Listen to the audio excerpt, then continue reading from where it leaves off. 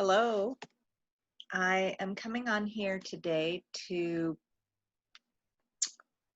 read some preparatory poetry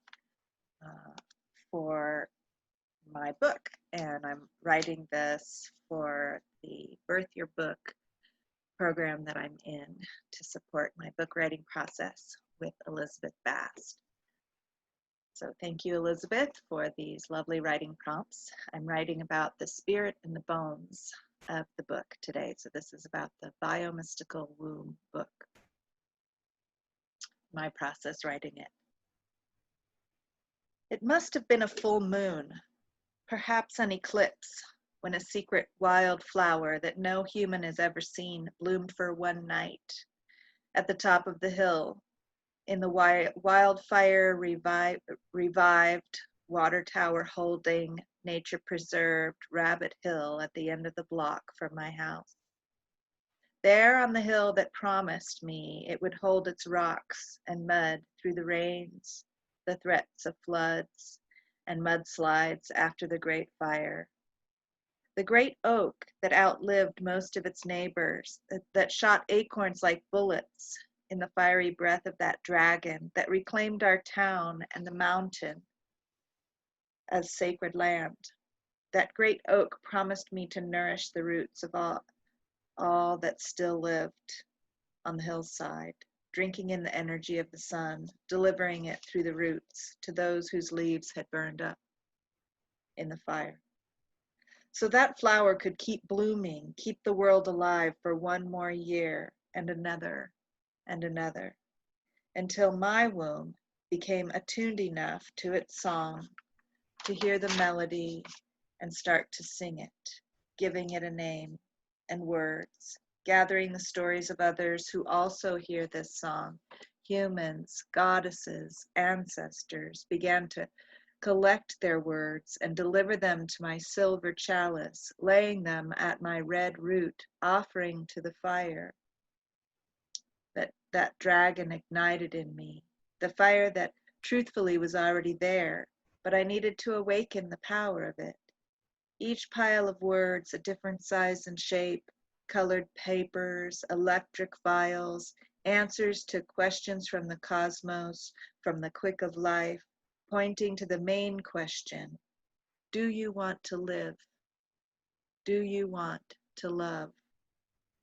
That flower has been waiting for someone to offer her blood at the base of her hill for hundreds of years and pray for guidance, remembrance, ask how she can give back,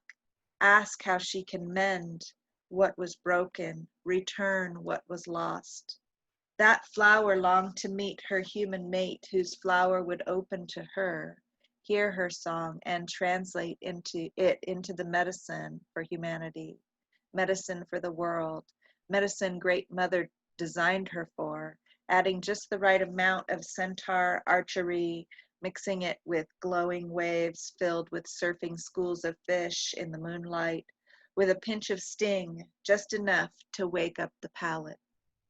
Leaving her in the oven of upbringing just long enough for her edges to brown and crisp in the heat of her family wounds, and then taking her out to cool, delivering her to just the right sacred sites, ceremonies, celebrations, weddings, births and funerals, springs, summers, autumns and winters, sunrises and sunsets, to remind her that her time to bloom was approaching, that her words, her song, was a gift from Divine Mother, and her job was simply to share them. We have forgotten all about the ancestral council we met with just before we received the gem of conception. Save for a few fairy tales that tell of spirits from far and wide gathering to welcome the child, giving gifts and blessings, there's always that one troubled spirit whose envy tarnishes the gift-giving, adding pain, suffering, and struggle to her life to be overcome, to be healed. This is where we start, remembering the origins, the rainbow of branches, the broken and crumbling patches of bark revealing the oozing sap of our family tree. We burrow down close to the roots to discover the network of wisdom, nourished and tended by worms and fungi. Winding between mud and stone and living flesh, we arrive in crystal caves, underground waterways, and all the way to the core, filled with the fire of unborn stone, the womb of Gaia, pulsing warm honey effervescence up our roots into our hungry bellies, where we long to conceive the answers to our prayers, where our parents receive the gift of our presence in all the ways our ancestors' pain and wisdom needed them to. There we met the other half of ourselves in our mother's womb. In a burst of intensity, we were drawn in, anchored, this pouring of our soul into a developing body, needing such promise, such pleasure, such careful protection, such love. Where else could it take place? This slow swelling of bone, heart, skin, lungs, muscle, brain, biological complexity containing mystery we may only dream and pray to understand. We grow and grow as our mother carries us to the gates of the underworld, ready or not, leaving every piece of her previous identity in piles at each gate until she is naked, moaning, drinking in whatever tiny voice or hand of compassion available to her as she faces her own death to be reborn with us, reborn as our mother, drawing out the blueprint of our life in the pages of our nervous system with her every breath, her every emotion, each tear she sheds, each cry she utters, each moment of surrender to the ecstatic ache of life is embedded into our reality. As we pass through that ring of fire and take our first breath, we are crowned in her dreams. The sound of a baby crying often includes a primal lament of the gradual, excruciating forgetting, as the family wounding becomes the center of each breath instead of divine bliss. Mother's milk is meant to soothe this agony, but we had to try it without that too, for a while, just to feel it fully, to ignite the longing, the hunger for return that moves everything, all the way through childhood, gathering memories, skills, more wounds, launching us into our own capacity to perpetuate human life with the springing of the red and silver rivers from our roots, which we have forgotten to celebrate, providing more fuel for the longing, the sense that something is off, sending us farther and farther from home, risking, learning, crying out in pain, dancing closer and farther away and closer again to our true purpose.